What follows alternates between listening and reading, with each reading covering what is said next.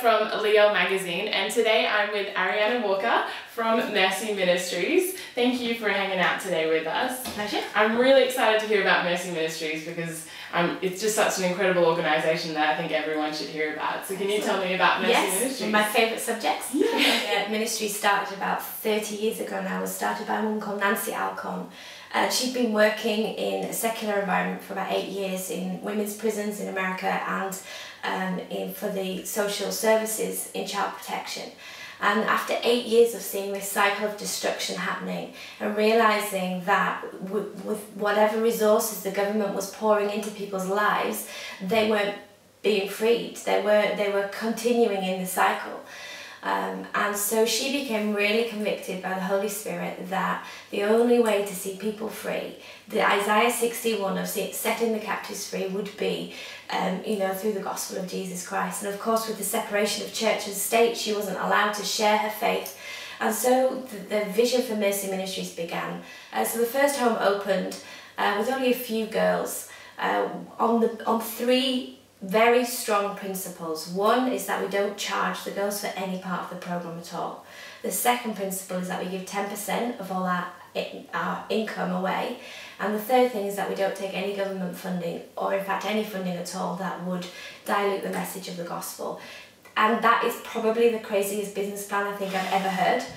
Only God can make that work. Yeah. And he has for 30 years now, because there's 4 homes in the States, there's 1 in Canada, and about 6 years ago now we opened the first home here in the UK. How was it that you came to get involved with Mercy Ministries? Well, I got involved, oh gosh, must be at least 10 years ago now, when my pastor met Nancy Alcorn in Australia, heard her speak at a conference. And as he heard her speak, he became so convinced that this vision of this charity should be here in the UK. So he became a guardian for it, and he would invite Nancy Alcorn over to our church to come and speak. And I was just one of about 20 women who, the first time I heard her speak and the first time I heard about the vision of Mercy, my heart just came alive, and I knew somehow I need to get involved with that. What's interesting for me personally, my own story really involves the fact that my younger sister, who's 10 years younger than me, came to live with me and my husband when she was 15. But so my sister was a Christian, just like I was, being brought up in a Christian home. On the surface of it, you would think there was no reason why she should ever have any of these problems, but she was very angry. She tried to commit suicide. She was self-harming. We didn't know why. And after 3 years, from the age of 12 to 15 of this behaviour, she was being excluded from school. And my parents rang and said, could she come and live with me and my husband? Because we lived in Bradford, 100 miles away. It was away from her own environment, and it was as part of a big church that could maybe help her with a bit more of a youth ministry. And so she came, and during that time I saw what brokenness looks like. And all this dream I had of, these nameless, faceless young women that I would be a part of helping through Mercy suddenly became one person, and it became my sister. And it wasn't convenient, and it was difficult to have her in our home for 3 years. But it taught me a lot about God's grace, about his mercy, about what goes on in the heart and the mind of a person who so desperately wants to love God and live a life of freedom, but is held back by the things that have happened in her past. So after a few years with us, it became apparent that she needed more help than we could give her. And that's when Mercy, I was already involved with Mercy as a volunteer, and we knew that she needed to go there. I gave her one of Nancy's books. She read it. 18 months later, she was on an aeroplane to America, the first girl from this country, in fact the first girl from outside of the States to be accepted onto the programme. We didn't have the home here yet. It was still something we were hoping for and praying for, but it didn't exist here. And so she went 8 months later, graduated, totally transformed, totally, and not just the old girl back. She was a whole new person. She'd had a revelation of who God was. She'd had a revelation of his unconditional love, his forgiveness, and his life-transforming power, which is our mission statement, that we would give girls an opportunity to meet Jesus. And she met him, and he healed her, and she came back to Bradford. She got married. She's got 2 babies now. And what's amazing is that 10 years later, we're here in this head office of Mercy Ministries UK, running a home of 20 girls here, and she's the program director. Wow. It's just incredible. Talk about transformation. Talk about transformation. Yeah, that's exciting. So there's so many like issues that women are dealing with at the moment that are all over the press, you know, like self-harming, eating disorders, all that kind of thing. So what is Mercy Ministries' response in helping that? Yeah, well, I always describe it as a bit like a tree, and how the branches on a tree are like those behaviours. So you get eating disorders, self-harm, depression, issues with relationships, addictions. They're like these branches that you can see above ground.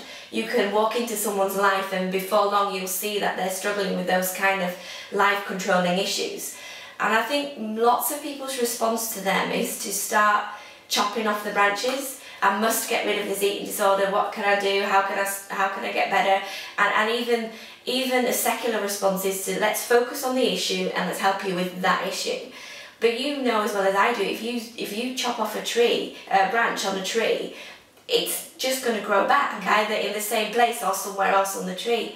And so Mercy's response is to actually look further below ground and look at the root causes of those branches. What is it that's feeding those particular behaviours in a person? And what's interesting is that those behaviours are fuelled by pretty universal roots in anyone's life, male, female, young, old. There are root causes of how we behave. And they are things like abandonment, rejection, low self-esteem is huge, shame, guilt, anger. They are the root causes. They are the things that perhaps situations and circumstances that have attached themselves to, and out of something that's happened to someone, a root of shame will grow. That root of shame is what gives life to these disorders. And so for us, we want to take the girls and give them 6 months of Christian discipleship that will help them not just focus on how do I walk out of here without an eating disorder. It's how do I deal with the low self-esteem, how do I deal with the fact that I feel worthless and without purpose, so that then the eating disorder will die all by itself. That's great. And I mean, not only are you know, a huge part of Mercy Ministries UK, but you've also written a book called Mirror Image, which just the slogan at the top says breaking free from false reflections. So you wrote this sometime like last year. Yeah. So can you tell me what like was the inspiration behind writing Mirror Image? This book is quite a personal book in one sense, because it was when I met a girl. One of the first girls I met really on our stand when we were travelling up and down the country at women's conferences and selling our resources and raising the awareness of Mercy. I met this girl, she was 17 years old, and she said to me, I've got an eating disorder.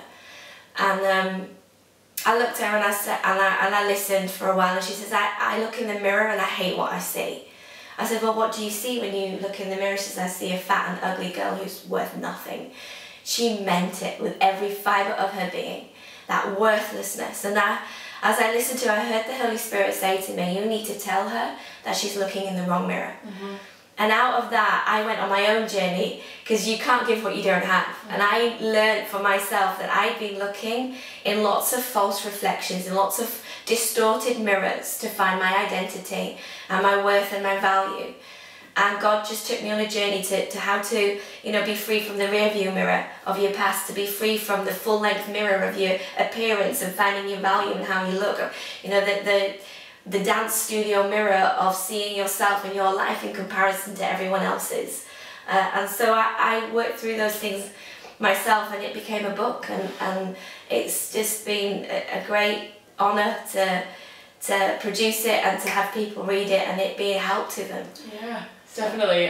Just from hearing that, I'm like, okay, I definitely need to get this and read it, and because that is something that I think so many girls are you know, struggling with at the moment. Yeah. And I guess for like, you know, girls that are, you know, maybe considering to be like, oh, can I get involved with Mercy Ministries, whether it through actually coming here or you know, whether there's friends that are like, you know what, I can definitely, you know, give of my time, give of my, you know, finances and that kind of thing. How can we go about doing that?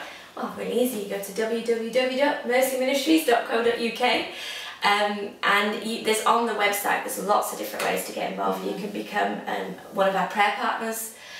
You can just go on our database and we'll send you out information and updates and newsletters. or you can become a volunteer fundraiser where you do what I started doing way back before we even owned a house, which was just do a coffee morning or a fashion show or, you know, a cake stand or something, and just raise 20, 30, 40, 50 pounds. You know, that lots of people doing a little bit makes all the difference. It costs £12,000 for one girl to go through our 6-month programme. And that is a lot of money, but when you realise that her life transformed has an impact on so many others, it's not. Yeah, absolutely. But it's a lot for one person to pay 12,000, but for lots of people to pay a little bit, we can all make a difference. So thank you so much. I'm really excited for what Mercy Ministries is doing at the moment and what you're doing personally, and hopefully future books, because if it's anything like this, I know it's going to be amazing. So thank you for hanging out with LIOL. And so you can check out loveandotherlanguages.com. And and Mercy Ministries, is it the Twitter? At Mercy Min UK, and I'm at Arianna Walker.